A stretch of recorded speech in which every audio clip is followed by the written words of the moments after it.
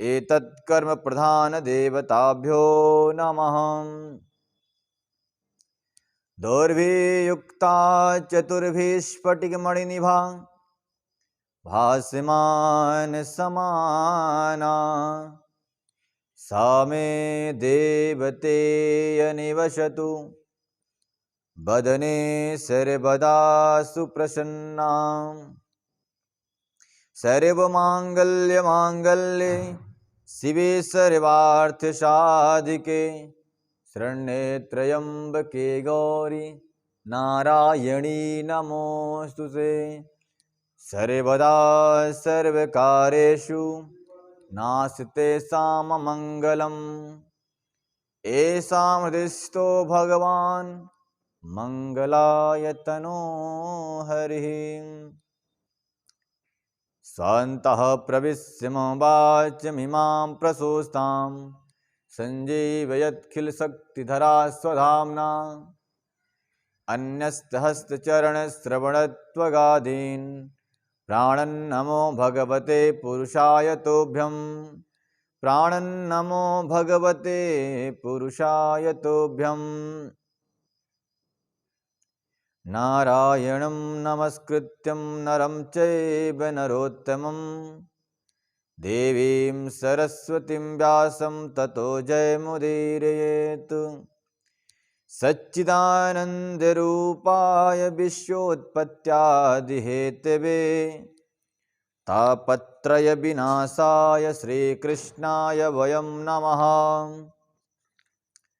स्वान्तः प्रविश्य मम वाचमिमां प्रशोस्तां सञ्जीवयत्खिलशक्तिधरा स्वधाम्नः। अन्यस्तेहस्तचरणश्रवणत्वगादीन् प्राणन्नमो भगवते पुरुषाय तुभ्यं। वर्णानामार्थसङ्घानां रसानां छन्दसामपि मङ्गलानां च कर्तारो वन्दे वाणी विनायकौ। भवानी शंकरौ वन्दे श्रद्धा विश्वासरूपिणौ। याभ्यां विना न पश्यन्ति शीताश्वान्ताममीश्वरम्। मनोजवं मारुततुल्यवेगं जितेन्द्रियं बुद्धिमतां वरिष्ठं। वातात्मजं वानरयूथमुख्यं श्रीरामदूतं शरणं प्रपद्ये। श्रीरामदूतं शरणं प्रपद्ये। पवन हनुमान की जय। श्री रामचंद्र भगवान की जय। शंकर भगवान की जय। पार्वती मैया की जय। जय जय श्री राधे श्याम।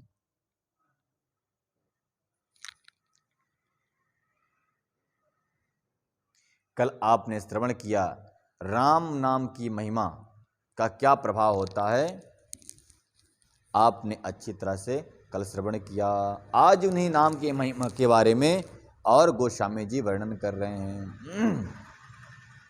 सूर्य चंद्रमा नाम राम है, लेकिन इस राम नाम में यानी 2 अक्षर के नाम में सारा विश्व ब्रह्मांड समाया हुआ है।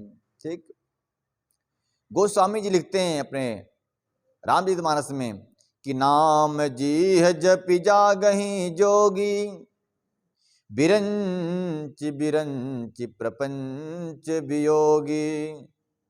ब्रह्मा सुख ही अनुभवहि अनुपा अथक अनाम नाम न रूपा। नाम की महिमा इतनी अच्छी है कि इसको जिस योगी ने, जिस तपस्वी ने अपने जीवा से जपा, वो ब्रह्मा जी के बनाए हुए संसार में फिर कभी भटका ही नहीं। यानी कि भटकने का मतलब होता है संसार में गया तो संसार में डूबकर खुद को समाप्त कर लिया और अपने सारे सपनों को भी समाप्त कर दिया, बच नहीं पाया उससे। क्यों? क्योंकि अपने जीवा से राम नाम को जपा ही नहीं। तो जप लिया तो क्या हुआ? अगर जपा उसने तो ब्रह्म सुख अनुभव अनुपा, परमात्मा के दर्शन रूप सुख यानी परमात्मा के आनंद रूप सुख को वह प्राप्त कर लेता है, जो अनुपम है। अनुपम मतलब होता है परम सुंदर, परम सुख देने वाला है, जो है ऐसे ऐसे अनुभव को प्राप्त कर लेता है। अथक अनामय रामन रूपा है, जो अनामय सुख रूप है और अनुभव कराते हैं, ऐसे अनवर्चनीय प्रभु का नाम है। इसलिए प्रभु के नाम को लेना चाहिए, नाम कर्तन करना चाहिए। जाना चाहि गुण गति जेऊ, राम जी है जपी जानते हो। कहते हैं गोस्वामी जी कि जो गूढ़ रहस्य को जानना चाहता है, वही व्यक्ति प्रभु के नाम को अपने जीवा द्वारा जपन करता है, रटन करता है, मनन करता है, चिंतन करता है। ठीक है, गूढ़ रूप को जानना है, गूढ़ रहस्यों को जानना है, तो उसको प्रभु के नाम का चिंतन करना चाहिए, अपने जीवा के द्वारा जपना चाहिए। संसार के जपने से कोई फायदा नहीं है।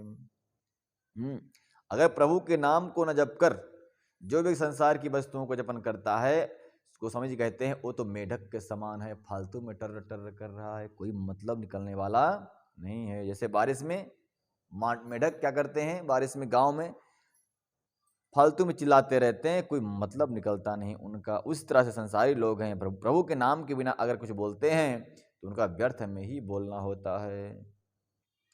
जप ही नाम जन आरती भारी, मिटहि कुसंकट हो सुखारी। जो अपने जीवन में सुख चाहता है, संकट को मिटाना। कुसंकट मतलब होता है जो घोर संकट आ जाने पर जो दुख होता है, उस दुख को सुख में अगर बदलना है तो क्या करना पड़ेगा, राम नाम का जप करना पड़ेगा। जपा ही नाम जन आरत भारी। जो दुखी लोग हैं वो प्रभु के नाम को जपन करते हैं। अतः जो अपने फिर मिटाए कुसंकट हो ही सुखारी। जो दुखी व्यक्ति है वो प्रभु के नाम को जपन करता है और उसके नाम के जपने से उसके सारे संकट मिट जाते हैं और वह दुख से छोड़ करके सुख के समुद्र में गोता लगाने लगता है। मिटा ही कुसंकट हो ही सुखारी। गोस्वामी जी कहते हैं कि उसके संकट जो हैं तो मिट जाते हैं और वह सुख प्राप्त करने लग जाता है। राम भगत जग चार प्रकारा, राम भगत जग चार प्रकारा, सुकृत चरित अनघ उदारा, सुकृत चरित अनघ उदारा। गोस्वामी जी क्या कहते हैं, जय श्री राम। क्या बोलते हैं आप लोग क्यों नहीं बोलते, बोले जय श्री राम, आलस दूर हो जाएगा जल्दी से। बैठे बैठे सो जाते हैं आप लोग। तो राम भगत चार प्रकार की होती है। राम की भक्ति कैसे होती है, चार प्रकार की। कैसे कैसे भक्त है सुन देख लीजिए, इसमें लिख रहे हैं। एक तो यथार्थी, जो धन के लिए भगवान की भक्ति करता है, कि मुझे धन मिल जाए, मैं अमीर हो जाऊं। धन की चाहने वाला भगवान के भजता है, राम राम कहता है, हे राम कुछ मिल जाए मुझे धन। फिर दूसरा क्या है,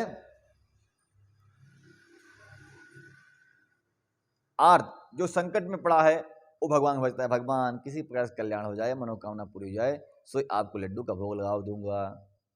तो एक जो धन चाहने वाला है, दूसरा जो आर्त है, आर्त मतलब होता है दुखारी, दुख प्राप्त है, वो भजन करता है भगवान का संकट को मिटाने के लिए, संकट से निवृत्ति करने के लिए। और तीसरा है जिज्ञासु, तीसरा है जिज्ञासु, यानी भगवान को जानने की इच्छा वाला, ज्ञान प्राप्त करने, भगवान को जानने की इच्छा वाला भी भगवान की भक्ति करता है कि मैं तुम्हें कैसे जान जाऊं, किससे मार्ग से आऊं तुम्हें जान जाऊं। फिर चौथा है तत्व को जानने वाले, यानी राम को ही उनसे जानने वाला, ज्ञानी जिसको बोलते हैं। जिज्ञासु होता है भगवान को जानने वाला, आर्त दुखारी होता है, और धनार्थी धन की इच्छा से प्रभु भजन करता है। चार प्रकार हो गए ना, पहले धन को चाहने वाला, दूसरा संकट को मिटाने वाला अपना, तीसरा ज्ञान को प्राप्त करने के लिए भक्ति करता है, और चौथा ज्ञानी बनने के लिए, तत्व द्वारा प्रभु को ही जानने के लिए भक्ति करता है। इस प्रकार से चार भक्त होते हैं और चारों भक्त उत्तम कहे गए हैं, कोई भी इसमें गलत नहीं है। धन के लिए भी भक्ति करना कोई गलत नहीं है, संकट को मिटाने के लिए प्रभु की भक्ति करना तो वो भी कोई गलत नहीं है, और ज्ञान और प्रभु को प्राप्त करने के लिए भक्ति करना भी कोई गलत नहीं है। चारों प्रकार की भक्तियां जो हैं तो श्रेष्ठ ही हैं, अच्छी ही हैं, करना चाहिए।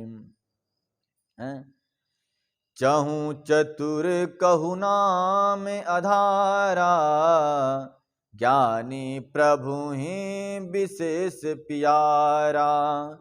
चाहु चतुर कहु नाम आधारा, ज्ञानी प्रभु ही विशेष प्यारा। चहु जुग चहु श्रुति नाम प्रभाव, कलि विशेषी नहीं आन उपाऊ। चहु जुग चाहु श्रुति नाम प्रभाव, कलि विशेष नहीं आन उपाऊ। गोस्वामी जी कहते हैं कि चारों प्रकार के जो भक्त हैं वो श्रेष्ठ हैं, लेकिन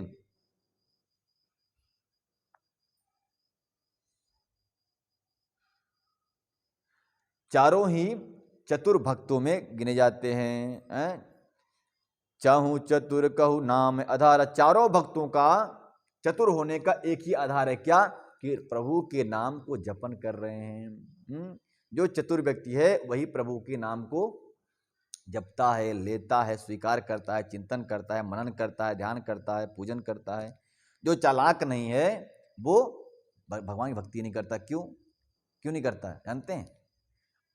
एक बार क्या हुआ, सिकंदर जा रहा था, सबसे बड़ा योद्धा है सिकंदर। जानते हैं बाबा का आप सिकंदर का नाम जानते हैं आप ना? जानते हैं? तो सिकंदर जा रहा था, बड़ा योद्धा, तलवार लिए हुए और हाथी जैसे शरीर थी, बलवान भी था, जगत को जीता हुआ था। तो संतों ने देखा उसको, बोला महाराज, बड़ा संतों से प्रेम करने वाला वो सिकंदर भी। सिकंदर से कहा उन्होंने कि आपने बहुत यश प्राप्त किया है, बहुत बलवान हैं, बहुत धनवान हैं, बहुत वीर हैं। एक काम करिएगा, आपको सब कुछ प्राप्त है, तलवार प्राप्त है, धन प्राप्त है, बल प्राप्त है, लेकिन मुझे तो कुछ प्राप्त नहीं है। देखो हम लोग महात्मा हैं, संत हैं, हम फटे पुराने कपड़े पहन रहते हैं। देखो एक मेरे पास सुई है। क्या है? सुई। ये सुई से हम लोग जब कपड़े फट जाते हैं तो हम अपना कपड़ा सिल करके पहनते हैं।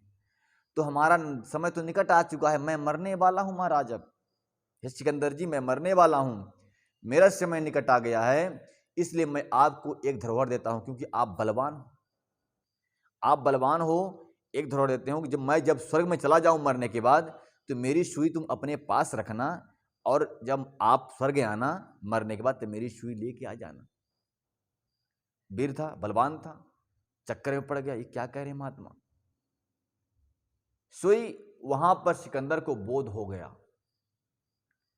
कि मैं भले ही संसार में कितना धनवान हूं, कितना बलवान हूं, सब कुछ हूं, लेकिन मेरी औकात नहीं है कि यहां से कुछ लेकर चला जाऊं। सुई भी एक महात्मा की दी हुई।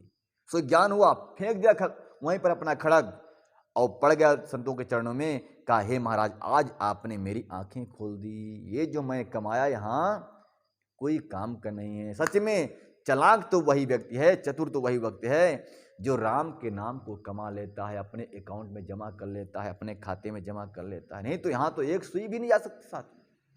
कोई वीर है ना, तो सिकंदर बड़ा वीर था ना, जा सकता था लेकर, क्यों नहीं जा पाया?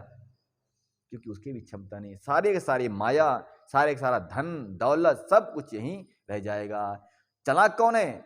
चालाक ही वो लोग नहीं जो संसार की वस्तुओं को एकत्रित करते रहते हैं। चालाक तो वो व्यक्ति है जो भगवान के नाम को अपने अकाउंट में जमा करता रहता है। गोस्वामी जी कह रहे हैं कि चाहू चतुर कहू नाम आधारा, चाहू चतुर कहू नाम आधारा, ज्ञानी प्रभु ही विशेष प्यारा, ज्ञानी प्रभु ही विशेष प्यारा, चहु जुग चहु श्रुति नाम प्रभाव, चहु दिस चहु श्रुति नाम प्रभाव, कलि विशेष न आने उपाओ, कलि विशेष न आने उपाओ। तो कहते हैं कि कहो चतुर कौन बनता है? बोले जिसको राम का नाम प्राप्त हो जाता है। राम का नाम लेने में जो माहिर है, माहिर मतलब होता है समझदार, चतुर, चालाक, एक्टिव। एक्टिव मतलब होता है अलर्ट, मतलब जो नाम लेने के लिए जो हमेशा अलर्ट है, हमेशा तैयार है, वही जो है तो चालाक है। और उस नाम के प्रभाव से वह ज्ञानी बन जाता है, विद्वान बन जाता है। तो विद्वान क्या है? बोले प्रभु को सबसे बड़ा प्यारा जो कोई है तो विद्वान ही है, ज्ञानी। ज्ञानी प्रभु ही विशेष प्यारा। प्यारा मतलब प्रेम करने वाला, जिससे प्रभु राम, भगवान से तो सभी प्रेम करते हैं, मैं प्रेम करता हूं, वो प्रेम करता है, लेकिन भगवान जिससे प्रेम करते हैं वो कौन है? बोले ज्ञानी है। ज्ञानी प्रभु ही विशेष प्यार। विशेष मतलब मुख्य रूप से प्रिय जो है तो ज्ञानी ही प्रभु को है। इसलिए राम का नाम लेना चाहिए। कितनी अच्छी बातें करें। और इतना ही नहीं, राम का नाम सिर्फ कलयुग में नहीं, सतयुग, द्वापर, त्रेता में भी लोग लिया करते थे राम का नाम है। राम का नाम जब विष पीते वक्त भगवान शिव ने भी लिया था। उस समय राम का जन्म नहीं हुआ था, फिर भी उन्होंने राम कह के संबोधित किया और विष को पान कर गए। जैसे लोग बोलते हैं टेबलेट रखो हाथों में, तो लगता है इतनी बड़ी टेबलेट कैसे खाएंगे भाई, हे राम मुझे बचाना, फिर खा लेता है बेचारा।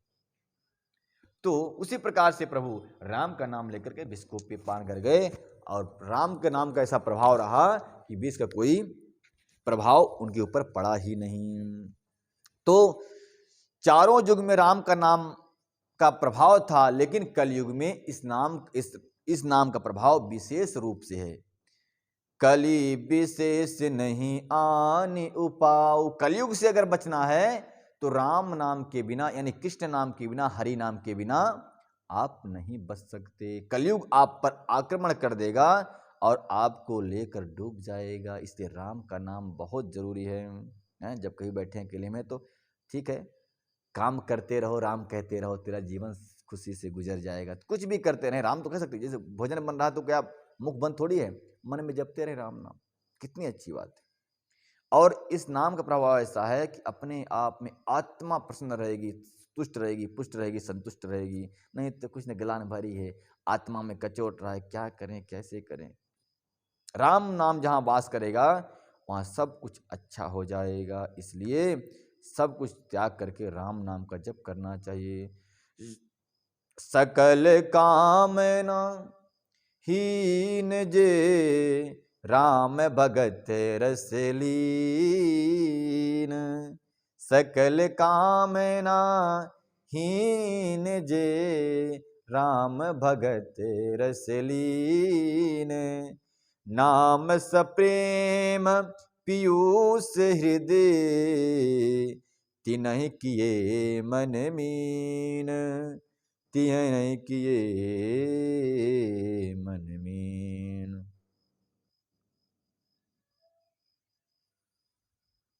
जैसे कह रहे हैं कि जो सकल कामनाओं से रहित हो गया हो, रहित है, सकल कामनाहीन जे, जिन्होंने समस्त कामनाओं को त्याग दिया है, वो लोग क्या करते हैं? राम भगत रस लीन। राम नाम रूपी रस में वही सदा लीन हो सकते हैं, सब नहीं। क्योंकि कामनाएं अगर टॉर्चर कर रही हैं हमको तो राम नाम शब्द भूल ही जाएगा। कितनी जगह कहते हैं कि जिस प्रकार से अथाह समंदर में जाकर के मछली को परम शांति मिलती है, थोड़े से जल में रखो मछली को, क्या करती है? वो फड़फड़ाती रहती है कि भाई पर्याप्त जल नहीं है, इसलिए भागती रहती है, इधर उधर तड़पती रहती है। लेकिन जब अथाह सरोवर मिल जाता है, उसको अथाह जल राशि मिल जाती है, तब मछली उसमें विलीन हो जाती है, पता नहीं चलता कि मछली कहाँ चली गई। ठीक उसी प्रकार से यह मन तब तक तड़प रहा है, तब तक दुखी है, तब तक व्यथित है, जब तक उसको राम नाम रूपी रस पर्याप्त रूप से नहीं मिल जाता, तब तक वह परेशान रहता, तड़पता रहता है। जो राम नाम रस मिला सो परम शांति को प्राप्त हो जाता है। बोल वृंदावन भाई लाल की जय। जय श्री राधे श्याम। अगुण सगुण दुई ब्रह्म स्वरूपा। अगुण सगुण दुई ब्रह्म स्वरूपा।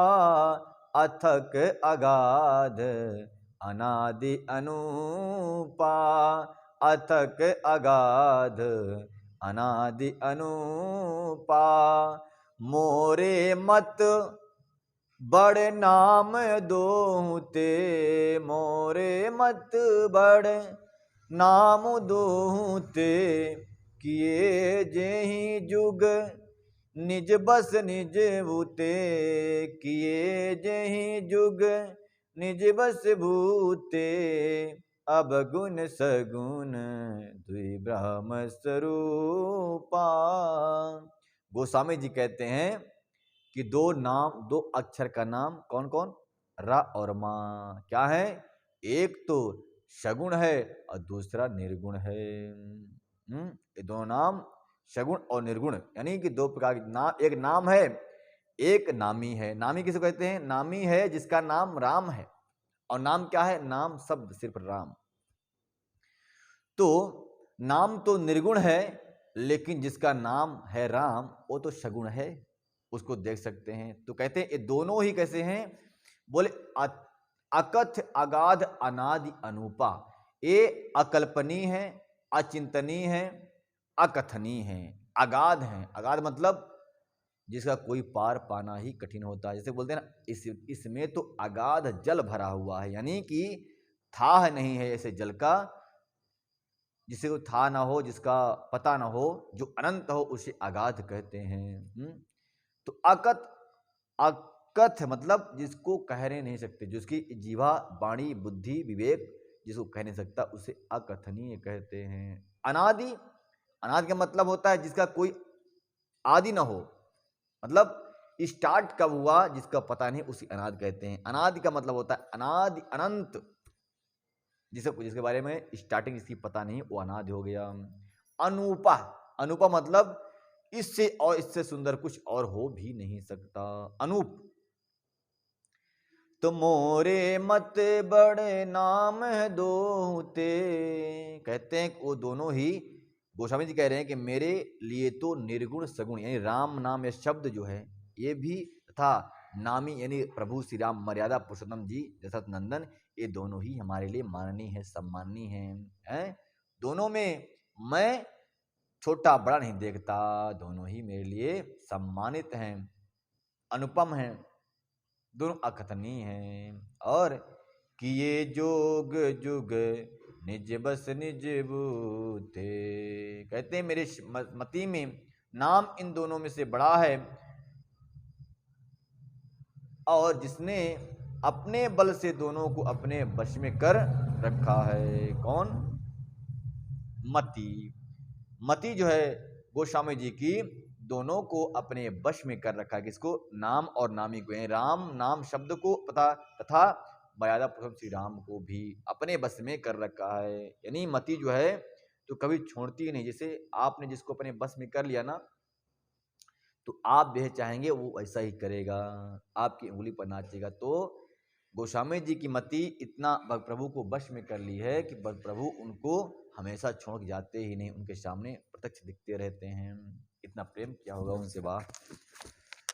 प्रौढ़ सुजन जन जान जान की, प्रौढ़ सुजन जन जान जन की, कहाँ प्रतीत प्रीति रुचि मन की, कहाँ प्रतीत प्रीत रुचि मन की। गोस्वामी जी कहते हैं कि ये अपने मन की प्रीति और रुचि के अनुसार मैं कह रहा हूँ। यानी गोस्वामी जी जब लिखते होंगे ना, तो प्रभु राम उनको दर्शन देते होंगे, दिखते होंगे, तभी तो ये सारी बातें कह रहे हैं। वो इतना प्रेम, प्रेम के बिना तो कोई किसी के बारे में कुछ लिख भी नहीं सकता। अगर कविता भी लिखनी हो तो उससे भी अनंत प्रेम करना पड़ता है। तो सज्जन गण इस बात को मुझ दास की ढिठाई या केवल काव्यों का ना समझे, मैं अपने मन के विश्वास प्रेम और उसकी बात कहता हूँ। निर्गुण और सगुण दोनों प्रकार के ब्रह्मा का ज्ञान अग्नि के समान है।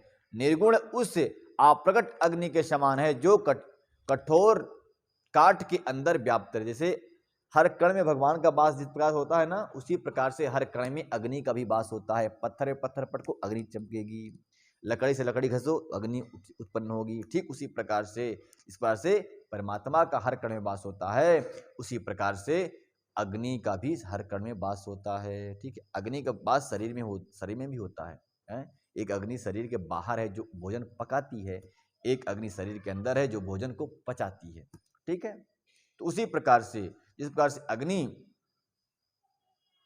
काष्ठ के अंदर अप्रत्यक्ष रहती है, उसी प्रकार से निर्गुण ब्रह्म है, तथा दूसरा जो अग्नि बाहर प्रकट है वह सगुण ब्रह्म के समान प्रकट है, ऐसे कह रहे हैं। तत्वता दोनों एक ही हैं, केवल प्रकट अप्रकट के भेद से भिन्न मालूम होते हैं। यानी कि काष्ठ में अग्नि तो है लेकिन हमको समझ में नहीं आती। जिस वस्तु में अग्नि नहीं होगी उसका कोई महत्व ही नहीं होगा, दोनों अपरट हैं।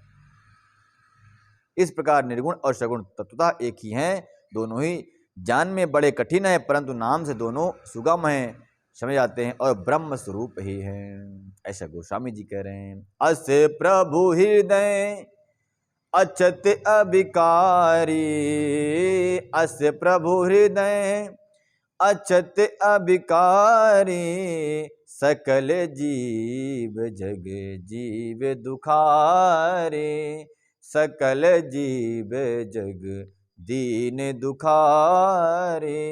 नाम निरूपम नाम जपत ते, नाम निरूपम नाम जपत ते, सो प्रगट जिमें मोल रतन टे, सो प्रगट जिमें मोल रतन ते। कहते हैं ऐसे प्रभु सकल जीव जग, जो संसार के जो जितने भी जीव हैं, जंतु हैं, मनुष्य समुदाय है, सब क्या हैं? दीन दुखारी हैं, दीन दुखी हैं। मतलब इतने दुख से दीन हो रहे हैं कि उनको अपना और पराया कुछ समझता ही नहीं, कुछ सोचता ही नहीं, क्या करें क्या ना करें, इतने दुखारी हैं कि उनको कुछ समझ में नहीं आता। तो गोस्वामी जी कहते हैं, हे प्रभु, हृदय में आकर ऐसे विवेक रहित प्रभु के हृदय में रहते भी जगत के सब जीव दीन और दुखारी हैं। मतलब हृदय में तो प्रभु वास कर रहे हैं, लेकिन वह व्यक्ति अज्ञान के कारण प्रभु को जानता नहीं है और अपने हृदय में इतना दुखी होता है कि मतलब उसको अच्छा और बुरा कुछ सूझता ही नहीं है। नाम निरूपम नाम जतन ते, कहते हैं नाम जो है प्रभु का निरूपम है, यानी कि इतना दिव्य है, और इसको क्या करना चाहिए? नाम जतनते, इसको अपने हृदय में ऐसे रखना चाहिए जैसे कोई कंजूस अपने तिजोरी में सोना को रख लेता है। जतनते, जतन मतलब होता है बड़े विशेष विधिवत इसको रखना चाहिए, पॉलीथीन के अंदर और गठा के आगे लॉकर में बंद कर देना चाहिए। लॉकर क्या है? बोले हृदय रूपी लॉकर में प्रभु के नाम को बंद कर दो और निरंतर ध्यान में रखो, जैसे कि मैंने सोना वहाँ गाड़ के रखा है, मुझे आज तक मालूम है। बुढ़े लोग कुछ कहते हैं, पहले के लोग चूल्हा में गाड़ के रखते थे सोना को। ठीक उसी प्रकार से प्रभु के नाम रूपी रतन को जतन से अपने हृदय में लॉक कर देना चाहिए, बंद कर देना चाहिए। और ध्यान रहना चाहिए कि मैं कहाँ रखा हूँ, नहीं तो भूल जाएगा, बहू आगे खोद ले जाएगी, आप ऐसे रह जाएंगे, है ना? हाँ, फिर अपने प्रिय सेवक को बता देना चाहिए कि मैंने अपने पूरे जीवन की कमाई उस चूल्हे में गाड़ के रखा है, तुम खोद लेना बाद में। तो प्रभु के नाम रूपी रत्न को अपने हृदय में, हृदय रूपी लॉकर में ऐसे दबा के रखो, कोई तुम्हारे सामने, तुम्हारे सिवा कोई जाने ना, तुमको याद रहना चाहिए उसका। सो प्रगट जिमि मोल रतन ते, जब जरूरत पड़े उस मोल रतन को आप प्रकट कर लो। कौन रतन को? राम नाम रूपी रतन को। तो क्या होगा? कल्याण हो जाएगा, नहीं तो फिर जीवन, ये 100 वर्ष का जीवन व्यतीत होना बड़ा ही कठिन हो जाएगा। लोग तो ऐसे ही टपक रहे हैं फालतू में मर बुर के। क्यों? क्योंकि प्रभु के नाम की भक्ति नहीं उनके सामने। जैसे बताया था आपको ना, किसी के 25 टुकड़े तो किसी के 35 टुकड़े हो रहे हैं। तो प्रभु के अगर भक्त है तो कभी ऐसी नौबत उसके साथ होने वाली नहीं है। निर्गुण ते यही भांति बड़, नाम प्रभाव अपार, निर्गुण ते यही भांति बड़, नाम प्रभाव अपार। कहाऊँ नाम बड़ राम ते, जिन विचार अनुसार, निज विचार अनुसार। कह रहे हैं गोस्वामी जी की निर्गुण ते यही भांति बड़, नाम प्रभाव अपार। निर्गुण होते हुए भी ये राम नाम का जो प्रभाव है वो अपार है। अपार मतलब जिसका पार नहीं पाया जा सकता, इसकी महिमा अपार है। और कहाऊँ नाम बड़ राम ते, निज विचार अनुसार, यानी कि नाम जो राम है, राम का जो नाम है वह बड़ा है, ऐसा मैं निज विचार करके कहता हूँ। इस प्रकार निर्गुण के नाम का प्रभाव अत्यंत बड़ा है और अपने विचार से अनुसार कहता हूँ कि नाम सगुण राम से भी बड़ा है। यानी राम जो नाम है वह सगुण राम से बड़ा निर्गुण राम है, यानी कि मर्यादा पुरुषोत्तम राम से बड़ा राम का नाम है। इसलिए राम का नाम जपना चाहिए। प्रभु की छवि अपने ध्यान में आए या न आए, परंतु उनका नाम तो है अपने ध्यान में आ ही सकता है। इसलिए राम का नाम बहुत बड़ा है। राम भगत हित नर तनु धारे, राम भगत हित नर तनु धारे, सही संकट किए साधु सुखारी, सही संकट किए साधु सुखारी, नाम सप्रेम जपत अनयासा, नाम सप्रेम जपत अनयासा, भगत होहि मुद मंगल वासा, भगत होहि मुद मंगल वासा। बहुत सुंदर बात कह रहे हैं। राम भगत हित नर तनुधारी, यानी कि राम जो हैं, राम की इसका दो अर्थ है। राम की भक्ति के लिए मनुष्य को यह तन मिला हुआ है, ऐसा एक उदाहरण है। दूसरा है कि राम ने लोगों को अपनी भक्ति प्रदान करने के लिए ही नर तन में आए थे, यानी दशरथ नंदन के रूप में आए थे। और किया क्या उन्होंने? यही संकट के साधु सुकारी, यानी जितने भी साधु थे, साधु मतलब होता है भक्त, साधु मतलब यानी कि भगवा रंग पहन लिया साधु बन गया, नहीं। साधु वो भी है जो भगवान की भक्ति करता है। तो साधु यही संकट के साधु सुखारी, अपने समस्त भक्तों को उन्होंने सुख प्रदान कर दिया। जंगलों में भटक भटक के, संतों के पास जाकर, शबरी के पास जाकर, और किसके किसके पास गए पता ही नहीं मुझे, तो आगे चल जाएगा। तो राम देखिए, जो शास्त्र में लिखा है तो वो सुनने मात्र की वस्तु नहीं है। शास्त्र में ये भी लिखा है आपको संतुष्ट दिलाने के लिए, आपको प्रमाण दिलाने के लिए कि पानी पीने से प्यास बुझती है। शास्त्र में ये बात लिखी है। भोजन करने से पेट भरता है, ये शास्त्र में लिखा है।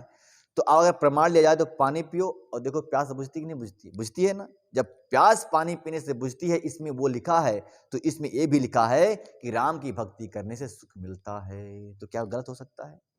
पर इसमें इंटरेस्ट नहीं है, पता नहीं सच में होता है कि नहीं होता। तो वो करो। इस प्रकार से पानी पीने से आपकी प्यास बुझ जाती है, क्योंकि पानी पीने का प्रयत्न करना पड़ता है। पानी भरोगे, उठाओगे, पियोगे, तब जाके प्यास बुझेगी। आप सोचो कि पानी वहां रखा है, मुझे मिल जाए सुख, उसका प्यास बुझ जाए मेरी, तो ऐसा नहीं होगा।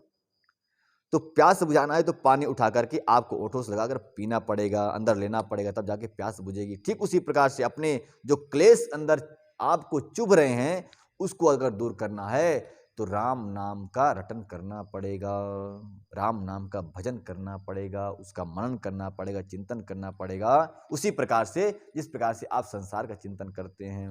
तो राम भगत हित नर तनु धारी, राम भगत हित नर तनु धारी, सही संकट किए साधु सुखारी, सही संकट किए साधु सुखारी, नाम सप्रेम जपत अनयासा, नाम सप्रेम जपत अनयासा, भगत होहि मुद मंगल वासा। कह रहे हैं कि राम जी अनेकों कष्टों को सहन करते हुए मनुष्य तन प्राप्त किया, और जिनके चरणों का स्पर्श करने, सीता जी के हाथ जब प्रभु के चरणों को स्पर्श करते थे ना, प्रभु के चरण इतने कोमल थे कि वो सह नहीं सकते थे, इतने कोमल वो चरण। अपने भक्तों को कल्याण करने के लिए वन में, पत्थरों में, कांटों पे चलते चलते वन में गए और अपने भक्तों का कल्याण करते रहे। यही संकट के साधु सुखारी, यानी संकट को सहन करते हुए, दुख को सहन करते हुए प्रभु राम ने अपने भक्तों को सुखी किया। किस प्रकार से? जिस प्रकार से मैया माता स्वयं संकट को झेलती है, अपने बच्चों को सुखी रखती है, ठीक उसी प्रकार से परमात्मा ने, राम ने भी अब संकट को स्वयं सहा और अपने भक्तों को कल्याण करते रहे, सुखी करते रहे। और क्या है? नाम स प्रेम जपत अनयासा, नाम स प्रेम जपत अनयासा, भगत हो ही मुद मंगल बासा। कह रहे हैं इसमें कि अनायास ही प्रभु के नाम को जब सब प्रेम, सब मतलब सहित में प्रेम के नाम है, नाम सहित प्रेम होना चाहिए, प्रेम से नाम जब जपता है तो कहते हैं कि भगत हो ही मुद मंगल बासा। और उनके भक्त के जीवन में मंगल का वास हो जाता है, कभी अमंगल का वास नहीं होता। राम की महिमा बहुत सुंदर। इसी राम की महिमा को गा गा करके बड़े बड़े संत महंतों ने 8 सिद्धियों को प्राप्त कर लिया। फिर पर्चा बना देते हैं, तुम्हारे मन में क्या चल रहा है इसमें लिख देते हैं, फिर देखो तुम्हें क्या कहा, इसमें लिखा रहता है। तो इस ऐसे प्रभु के नाम का प्रभाव है, दिव्य अति दिव्य। समय हो रहा है। राम एकता पसती तारे, राम एकता पसती तारे, नाम कोटि लख कुमति सुधारी, नाम कोटि खल कुमति सुधारी, ऋषिहित राम सेक सुता की, ऋषिहित नाम सुकेतु सुता की, सहित सेन सुत कीन विवाह की। कहते हैं कि राम ने एक तापस की तिय तारी, ती मतलब होता है पत्नी, तिरिया जिसको बोलते हैं। बहुत सारे हमारे हिंदी में, हिंदी व्याकरण में बहुत सारे शब्द हैं, ठीक है। ती मतलब होता है स्त्री, पत्नी। तो राम ने एक तापस की तिय तारी, मतलब तापसी कौन थे? बोले वो मुनि गौतम ऋषि, है ना। गौतम ऋषि की पत्नी कौन थी? अहिल्या जी, पत्थर बन गई थी। तो क्या किया उन्होंने? राम ने एक तापस की तिय तारी। इतनी महिमा महान है। क्यों तारी? क्योंकि उन्होंने जब भी जहां भी रहती थी तो राम नाम को रटन करती रहती थी। सारा संसार जब आपको छोड़ देगा तो एक राम ही आपका कल्याण करने आएगा। इस बात को विश्वास सहित मैं कहता हूं, और आप भी समझ जाओ विश्वास सहित कि सारा संसार छोड़ देगा साथ तो आपका, लेकिन राम कभी साथ नहीं छोड़ सकते। तो राम एकता पसती तारी, नाम कोटि खल कुमति सुधारी, नाम कोटि खल कुमति सुधारी। कहते हैं कि अनेकों कुमति को भगवान का एक नाम सुधार देता है। अगर नाम ले जाए तो भाई कुमति तो है, तभी तो लोग गड़बड़ सड़बड़ करते रहते हैं, घोटाला करते रहते हैं, लड़ाई झगड़ा करते रहते हैं, मारपीट करते रहते हैं, नहीं जाने क्या क्या करते रहते हैं। क्यों? क्योंकि कुमति बैठी है यहाँ पे, सुमति नहीं है। सुमत हो गए शांत हो जाएगा बेचारा, फिर महाभारत थोड़ी करे घर में। घर में शांति करना चाहिए, महाक्रांति नहीं करना चाहिए, हैं। रामायण करो घर में, महाभारत नहीं करना चाहिए। जय श्री राधे श्याम। बोले एक बार राधा कृष्ण भगवान की, वृंदावन बिहारी लाल की जय, अयोध्या नाथ की जय, मर्यादा पुरुषोत्तम श्री राम की जय, शंकर भगवान की जय। ऋषि हित राम सेक सुता की, ऋषि हित राम सेक सुता की, सहित सेन सुत कीन विवाह की। कहते हैं गोस्वामी जी कि ऋषि के हित के लिए राम ने न जाने क्या क्या कर दिया। राम जी ने ऋषि विश्वामित्र के हित के लिए एक सुकेतु अक्ष की कन्या का कन्या का वध कर दिया, यानी ताड़का। क्योंकि राम जी के कुल का एक विशेष सिद्धांत था, रूल्स था कि वो स्त्रियों पर हाथ नहीं उठाते थे। और धार्मिक व्यक्ति कहा गया है, भागवत में लिखा गया है कि जो धार्मिक व्यक्ति होता है तो 4 लोगों पर हाथ नहीं उठाता। किस पर? बोले मतवाला कोई हो रहा हो उसके ऊपर, कोई शरणागत हो उसके ऊपर, स्त्रियों पर, और कोई सज्जन व्यक्ति पर, संत व्यक्ति पर धार्मिक लोग हाथ नहीं उठाते। यानी अगर इन पे हाथ उठा दे, और क्यों उठाते? क्योंकि ये सभी उसके शरण में रहना चाहते हैं। यानी स्त्रियां भी, पत्नी भी तो अपने पति के शरण में है ना, उस पर पति अगर हाथ उठाता है तो वो धार्मिक नहीं हो सकता। जो किसी लावारिस व्यक्ति पर हाथ उठाता है, यानी कि शरणागत पर हाथ उठाता है, वो भी, तो संत पर हाथ उठाता है, वो भी धार्मिक नहीं हो सकता। इस प्रकार से 4 लोग जो है, 4 धार्मिक लोग 4 प्रकार के लोगों पर हाथ नहीं उठाते, यानी ताड़ना नहीं देते, प्रताड़ित नहीं करते, उनको दुख नहीं करते। लेकिन राम का भी सिद्धांत था, मैं कभी स्त्रियों पर हाथ नहीं उठाऊंगा। लेकिन इसमें कह रहे हैं कि रिस हित राम सुख से सुता की, मतलब उन्होंने वहां पर धर्म की रक्षा के लिए किसके ऊपर हाथ उठाया था भाई? ताड़का के ऊपर हाथ उठाया था। तो इस सुकेत यक्ष की कन्या थी कौन? ताड़का। ताड़का के होते हुए वो जो महात्मा थे, पूजा पाठ करने में बहुत उनको दिक्कत थी। ताड़का एक हमारे भी आसपास रहती है, बहुत दिक्कत करती है, बहुत हाँ परेशान करती है पूजा करने में। तो रामचंद्र जी ने जो है तो उस ताड़का को वध किया, जबकि उनको मालूम था नहीं मारना चाहिए।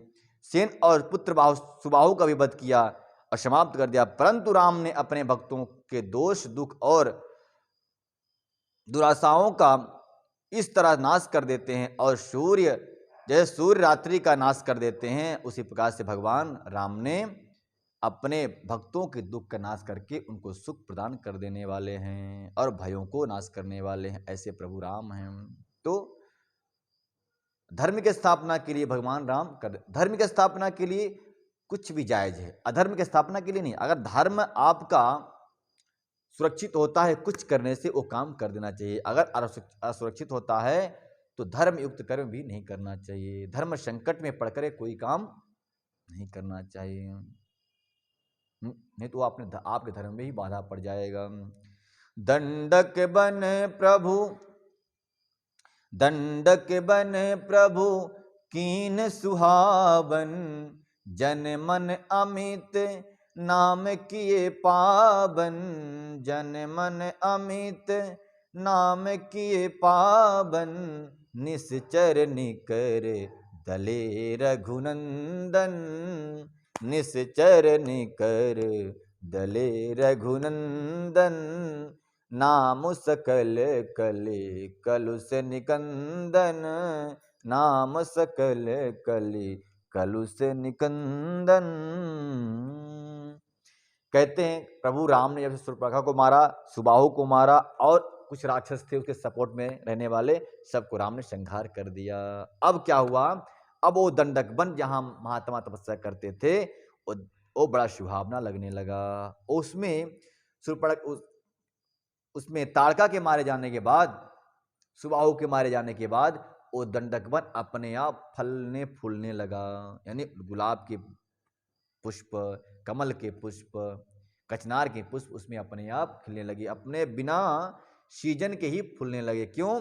कि ताड़का का अत्याचार वहां बंद हो गया और यज्ञ की आहुतियां स्वाहा स्वधा ये होने लगा, पूजा पाठ होने लगा, इसलिए पुष्प अपने आप खिल पड़े। अब दंडक वन सभी को सुहावना लगने लगा, यानी देवांगनाओं को भी प्रिय लगने लगा। क्यों? जन मन अमित नाम किए पावन, वहां के रहने वाले निवासियों को प्रभु राम ने, निवासियों का मन प्रसन्न हो गया, वहां के अमित नाम किए पावन। अमित मतलब होता है उपवन, वन, और अमित मतलब होता है सुंदर।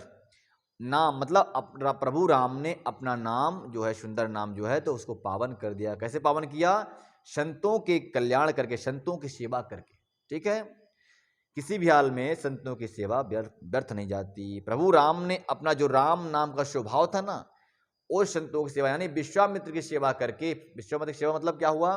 विश्वामित्र की सेवा, विश्वामित्र की यज्ञ की जो है आहुतियों का भाग लेकर भाग जाती थी कौन? ताड़का। ताड़का को मारकर भगवान ने विश्वामित्र की सेवा की। अतः उस सेवा के प्रभाव से, उस कर्म के प्रभाव से राम का जो अमित नाम था उसको पावन कर दिए, उसको प्रमाणित कर दिए कि मेरे नाम का जो प्रभाव है क्या है।